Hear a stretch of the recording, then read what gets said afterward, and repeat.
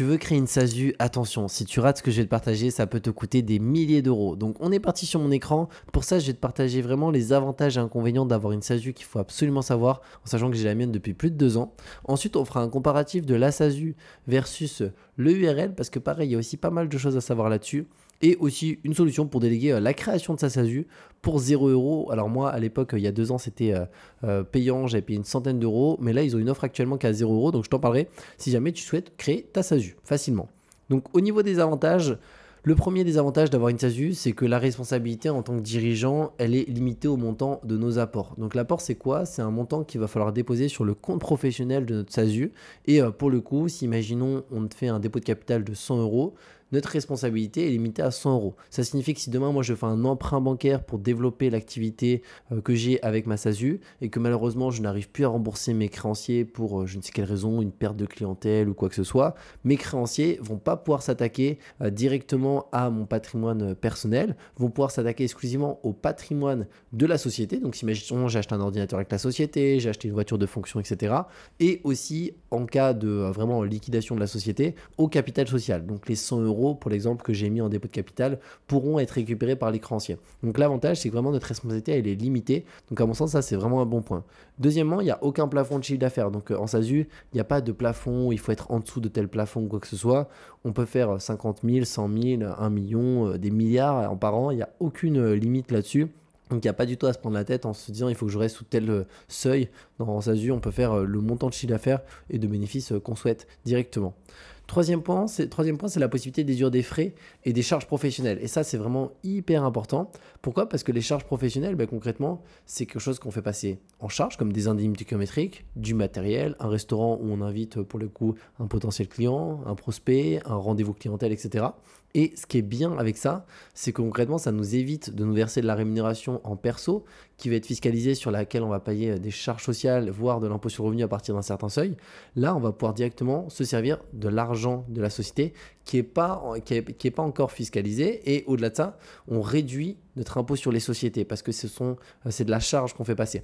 Donc, bien entendu, il faut que ça soit dans l'intérêt de la société. C'est-à-dire que si demain, tu fais un voyage aux Bahamas avec ta compagne, bon, ça passera pas du tout. Et de toute façon, le comptable te le refusera automatiquement si tu as un bon comptable. Mais pour le coup, si c'est vraiment des charges en lien avec ton activité, c'est totalement possible. Dans mon cas, moi, pour donner un exemple, j'ai déjà fait un événement du coup qui était à l'étranger. Donc, c'était un événement entrepreneurial pour développer mon activité. Et pour le coup, c'était un séminaire de plusieurs jours où j'ai pu du coup faire passer l'avion, l'hôtel, les frais de l'événement. Alors bien entendu, il faut une facture de l'événement, il faut les informations, parce que si demain il y a un contrôle, ils veulent s'assurer que c'était pas juste pour un séjour en vacances, c'était vraiment pour quelque chose dans l'intérêt de développer notre activité. Donc ça, c'est quelque chose qui est possible et qui est vraiment un bon point. Quatrième élément, on peut optimiser sa rémunération pour payer moins d'impôts sur le revenu. Donc ça aussi, c'est super bien parce qu'en fait, on est au contrôle vraiment de sa structure. C'est-à-dire que si demain, on se dit, tiens, je veux me mettre sous tel seuil au niveau de l'impôt sur le revenu. Si imaginons, je me dis, tiens, je veux me rémunérer vraiment le minimum juste pour valider mes trimestres de retraite. Ça fait à peu près 800 € et quelques par mois. Je me verse 800 et quelques euros par mois. Je ne suis pas imposable à l'impôt sur le revenu. Et après, en fin d'année, je me verse des dividendes qui là sont importants, où je payais la flat tax, mais je ne vais pas du coup repayer de l'impôt sur le revenu directement, parce qu'au niveau de la flat tax, elle s'est intégrée. En fait, dans les 30%, il y a 12,8 d'impôt sur le revenu intégré. Donc c'est vraiment intéressant. À mon sens, c'est qu'on peut jauger en fonction de nos besoins adaptés. On peut aussi changer notre rémunération quand on le souhaite. Donc ça, pour moi, c'est un gros avantage de la SASU par rapport à énormément de structures juridiques. Cinquième point, c'est aussi facilement transformable en SAS. Donc la SAS, c'est la grande sœur de la SASU. Donc c'est quand on est plusieurs associés. Donc si on souhaite avoir un ou plusieurs associés au capital. Donc ça, c'est possible. Du coup, on transforme notre SASU en SAS. Alors moi, je ne l'ai pas fait personnellement, je suis toujours en SASU, mais j'ai des amis qui sont passés de SASU à SAS, donc qui ont fait rentrer des personnes au capital en tant qu'associés. Et ça se fait extrêmement bien. Voilà, un comptable compétent pourra faire ça. Et c'est d'ailleurs plutôt rapide. Je pensais que ça prenait 6 mois, etc. En fait, non, ça prend juste souvent quelques semaines. Donc c'est vraiment très très bien. Sixième point, aussi la SASU, elle est avantageuse pour se rémunérer en dividendes. Donc notamment si on est salarié, là c'est vraiment l'idéal parce que quand on est salarié, souvent on a notre revenu qui est directement imposable. Si on touche 2000 euros par mois, directement on arrive sur la tranche d'impôt, on est un peu à zéro, après on est à 11, voire après à 30. Et donc ce qui est bien, c'est que là en SASU, on peut décider de se verser zéro rémunération, par contre se verser des dividendes en fin d'année qui vont pas augmenter notre impôt sur le revenu. Et après si on touche l'ARE aussi, alors l'ARE c'est l'aide au retour à l'emploi de Pôle emploi, donc ça aussi c'est quelque chose d'intéressant, surtout quand on est en SASU, parce que du coup on peut se verser aucune rémunération, vivre de son ARE et compléter en fin d'année avec un dividende qui ne va pas réduire notre ARE. À l'inverse du salaire, si on se verse de la rémunération en SASU et qu'on touche l'ARE, ça va automatiquement réduire notre ARE. Donc ça, c'est vraiment au choix de chacun, mais si vraiment on veut optimiser au maximum quand on a l'ARE, on se verse zéro rémunération, on touche notre ARE, on vit si possible avec notre ARE et on peut compléter avec du dividende. Et aussi, ce qui peut être bien, moi c'est ce que je fais dans mon cas, c'est je me verse la plus petite rémunération possible. On va voir par rapport notamment à un inconvénient de la SASU, pourquoi je me verse la rémunération la plus petite possible en termes de revenus pour juste valider mes trimestres de retraite.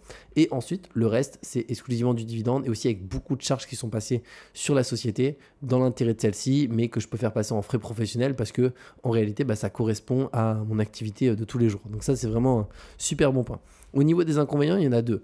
Le premier, c'est les formalités de création. Elles ne sont pas forcément simples. Donc, effectivement, il faut se faire accompagner, notamment sur la partie rédaction des statuts, dépôt d'annonces légales. Voilà, c'est des choses qui sont plutôt complexes. Donc là, on peut se faire soit accompagner par un juriste, un avocat, un fiscaliste, un expert comptable. Le but, c'est que tout soit bien fait parce que, notamment plus tard, si notre entreprise prend vraiment de l'ampleur, qu'on souhaite potentiellement la revendre, la transformer en SS ou quoi que ce soit, il faut que tout soit bien fait dès le départ et pas prendre des statuts types sur Internet qui au moindre problème, pour le coup, peuvent nous poser de réels problèmes par la suite. Ensuite, en deuxième inconvénient, c'est qu'il y a une bonne protection sociale en SASU, c'est qu'on est assimilé salarié. D'ailleurs, je ne l'ai pas noté, on est pour le coup ici travailleur, non pas TNS, donc non pas travailleur non salarié, mais on est vraiment ici assimilé salarié. Donc c'est un gros avantage. Pourquoi? Parce qu'on a des fiches de paie. Donc notamment si on souhaite emprunter un jour, même si en réalité c'est notre boîte, donc on est salarié de notre boîte, c'est quand même mieux vu par les banques qu'une personne qui est TNS, travailleur non salarié, pour emprunter. Et ça, je l'ai vu vraiment parce que moi j'ai emprunté du coup pour un projet et j'ai des amis qui sont en EURL et pour le coup c'est beaucoup plus galère alors qu'au niveau des chiffres et des bénéfices annuels, on est à peu près sur les mêmes choses et aussi de la date de création à quelques mois près, quelques trimestres près, on est aussi sur les mêmes dates. Et pourtant c'est beaucoup plus compliqué alors que la capacité d'endettement est identique, etc. Donc de mon point de vue, quand même, les banques favorise les assimilés salariés quand on est en SASU plutôt qu'un TNS travailleur non salarié. Et on est aussi au régime général de la sécurité sociale, donc ça aussi c'est un gros avantage. Donc du coup, par contre, l'inconvénient, c'est que on paye, notamment quand on se verse du salaire, des cotisations sociales importantes, aux alentours de 70% du salaire environ. Ce qui fait qu'en SASU, on ne va pas s'amuser à se verser des 5 à 10 000 euros de revenus, même si on le peut. Pourquoi? Parce que on va payer beaucoup de cotisations sociales dessus, et en plus, après, on va repayer de l'impôt sur le revenu en fin d'année.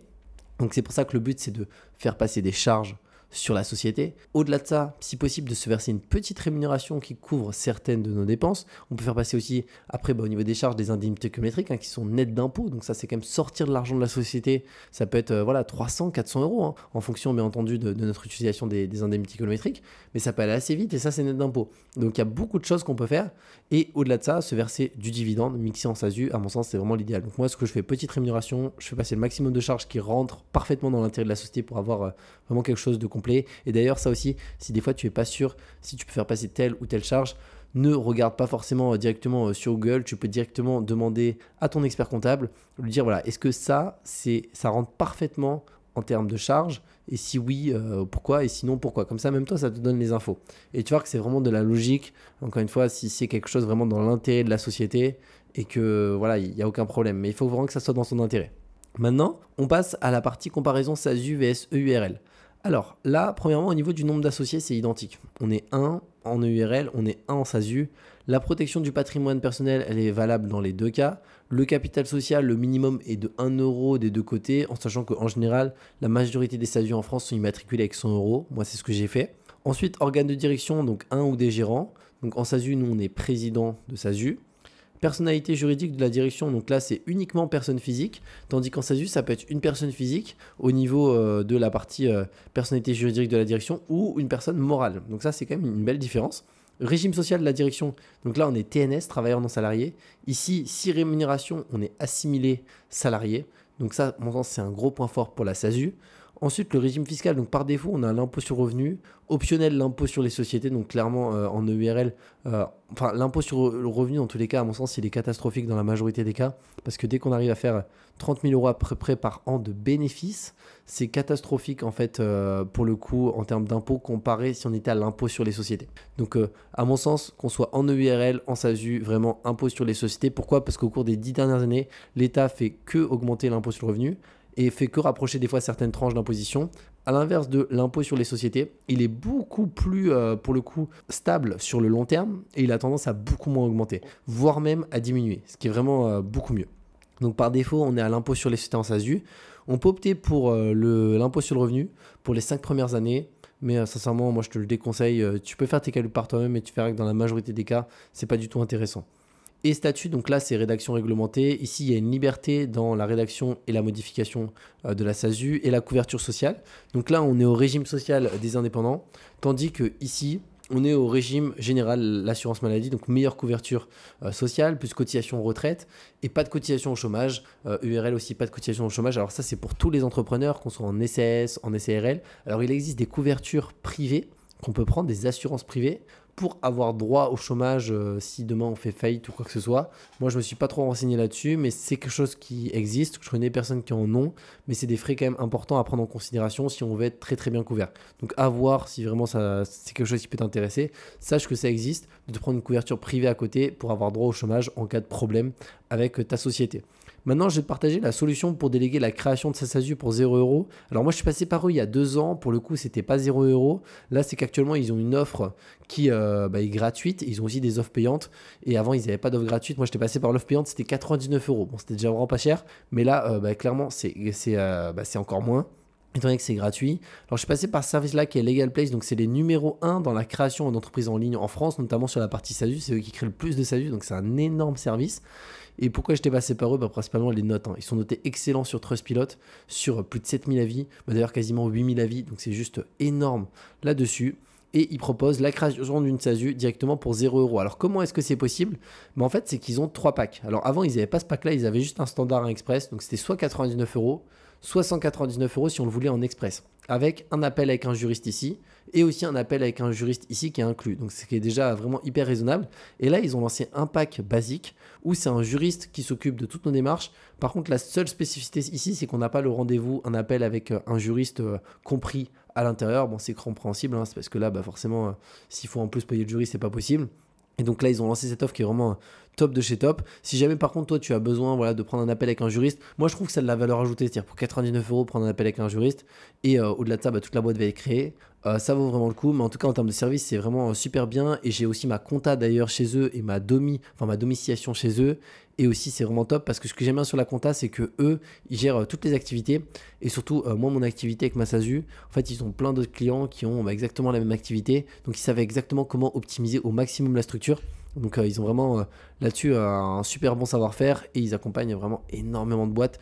Donc, c'est un service que je te recommande grandement là-dessus. Et je te mettrai de toute façon le lien sous cette vidéo directement pour en profiter. Mais tu verras qu'il y a 3 packs et surtout, c'est ultra rapide. Et c'est, à mon sens, vraiment le meilleur service aujourd'hui pour créer sa boîte en France facilement et à moindre coût. Et d'ailleurs, je leur ai demandé, étant client, est-ce que c'était possible d'avoir un code promo pour la communauté. Ils m'en ont donné un, donc c'est Julien Oka, que tu peux utiliser, qui te permet d'avoir 15% de réduction directement sur la création de ta SASU et 100 euros offerts sur la partie comptabilité. Donc c'est juste hyper intéressant. Alors bien entendu, si tu prends la création offerte à 0 euros, bon, si tu appliques le code, il ne marchera pas parce que tu payes déjà 0. Mais si tu prends un pack standard, un pack express, tu pourras l'appliquer et après tu pourras aussi l'utiliser sur la partie comptabilité. Si tu veux te prendre la compta chez eux, etc. La partie domiciliation sur Paris pour payer beaucoup moins de CFE, tu peux l'utiliser, tu auras 15%. Donc c'est juste hyper intéressant là-dessus. Donc voilà par rapport à cette vidéo sur ce qu'il faut savoir avant de créer une SASU. N'hésite pas d'ailleurs, si tu as la moindre question, à me la mettre en commentaire, je te répondrai avec plaisir.